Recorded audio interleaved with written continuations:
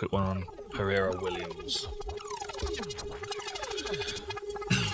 Hello everybody and welcome to the War Room. This one is for the exciting welterweight clash on this weekend's card between Michel Pereira and Khaos Williams.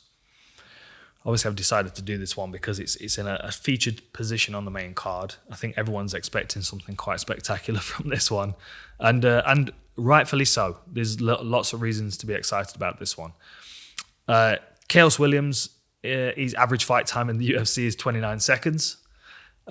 He's a devastating puncher. There's a recklessness to his game which makes him lethal because his confidence is on rise at the moment. He had a good decision win coming into the UFC, and then he's obviously picked up two big finishes. One over a tough Morono, who's a very, very tricky individual that just was caught cold, and Abdul Razak Al Hassan, who's also a real good puncher and a great judoka. Khaos Williams lives up to his name, Khaos. There's a wildness, a recklessness to his style. Usually the first strike, whether it's a jab or a right hand or a kick, that usually looks really quite technical, quite clean and nice, but then it just descends into chaos from that point, and he comes running at you with winging right hands and left hooks. Oftentimes, even if the person level changes, I've seen him just bulldoze them over, land in their guard, and then continue that same kind of work ethic on the ground. Like his stats on UFC stats, obviously based on a minute's worth of competition. Strikes landed per minute is 15. So he's got a ridiculous work rate, but then he's not in there very much. He does have a more paced fight when it is dragged out over a distance. And someone like Michel Pereira, if you'd have put these two together in their UFC debuts, it may have been the fight that we're all think it could be. But in Pereira's last fight in particular, he looked calm, he looked patient, he looked sensible, he was confident. I mean, he was playing the psychological game very well with Imadaev. But as far as technical ability goes, he looked fantastic. His punches were clean. He covers distance very well. His footwork's excellent. Can switch stance. He's very athletic, as we know. Powerful kicks, powerful knees. He's also excellent on the ground as well. So there's a confidence that even if this fight does end up on the floor, he's going to have a technical advantage over Khaos Williams there. And I would also say the physicality of Pereira is going to nullify what Williams brings to the table. Both of these guys are very, they're very highly conditioned, very powerful athletes. The difference between the two is the way that they approach the fight. And what we know of Khaos Williams, what we've seen of him in his UFC career and before that, is that he waits for his opportunity, he cracks you, if he hurts you, you're doomed. He's all over you. He's going to continue throwing punches until he either drops you, gets in a position to continue raining punches and get the stoppage. It's instinctive about him. There's nothing. He's not thinking about what scores the crowd are giving for his backflips or how many people are tuning into his fights because it's so exciting. It's exciting because he knocks people out. That's the nature of the sport. So his approach is very to the point. It's very matter of fact. Although it's a bit wild in its approach sometimes, what he's actually trying to achieve in there is very, very direct, and I appreciate that about his game. When we saw Pereira come into the UFC, it was much more about the performance. It was about running up the fence. It was about doing backflips. It was about playing to the crowd and being an entertainer.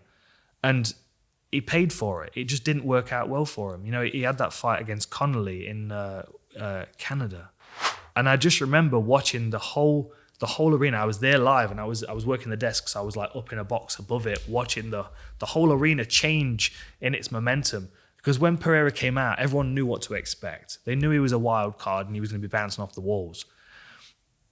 So there was already this this kid's took it on short notice. He's clearly undersized. He's clearly overmatched. But he was to the point in what he was trying to achieve, and that's where Pereira lost the fight. He was too scattered in his, I need to be this kind of fighter, I need to deliver this kind of performance for the fans, I need to be talked about on social media for doing this in the fight or whatever. We know he's got those elements in his game, but what now we've seen, especially in his last fight, but even in the Even in the Diego Sanchez fight, he was a little bit miscalculated with the illegal knee, obviously, that didn't get him the win there. So there is still an immaturity to his game, but I felt like he turned a corner in his last fight because he looked more poised, he looked more well thought out, and I think with someone like Khaos Williams in front of him, that's gonna serve him well, because it's an unnecessary risk to just go running at him. Because if you get caught with one shot, even if Khaos Williams thinks you're hurt and you're doing your backward rolls like Tony Ferguson does if he gets caught with a shot, like that's only going to give Khaos Williams incentive to continue moving forward. Whereas if you jab him in the stomach with a teep, or you ping him on the nose with a jab, or you hit him with an inside low kick, or you just you feint and then move off, it's a different kind of game. So that the focus of what both of these guys are trying to achieve and not trying to live up to some kind of hype that they're coming into the octagon with is the most important thing on both their parts. Pereira, with the experience that he's got, 24-11 with 2 no contests, you would think he'd already been through this routine by now. But I forget how young he is, because he looks like someone's uncle. I'm not exactly sure how he was born in 93, but there's only a year between these two guys. The recklessness from Khaos Williams, I would expect at this stage of his game, 12 fights into his career, and especially because it's paying off for him, because he's starching people. But with Pereira, with 11 losses, you kind of feel at some point like you might go, I might just tidy this up a little bit, take a few less risks. But, he didn't. He's got to the UFC because of his style and his success. And, he kind of ran aground again. But now we've seen him turn this corner. I just hope he doesn't return to that against Khaos Williams, because I think he'll do himself a disservice. And I think, although it might be a wild and weird fight, it won't be the fight that we want from these two guys.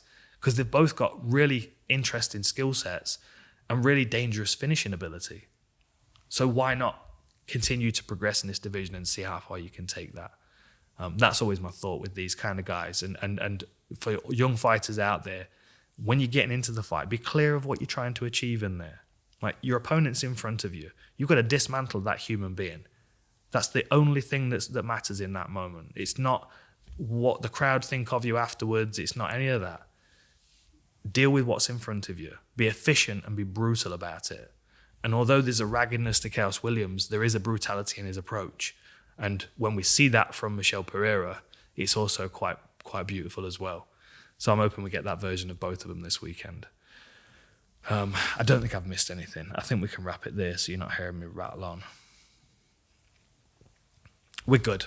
Enjoy the fights. Enjoy the holidays. Happy New Year. I'll see you in 2021.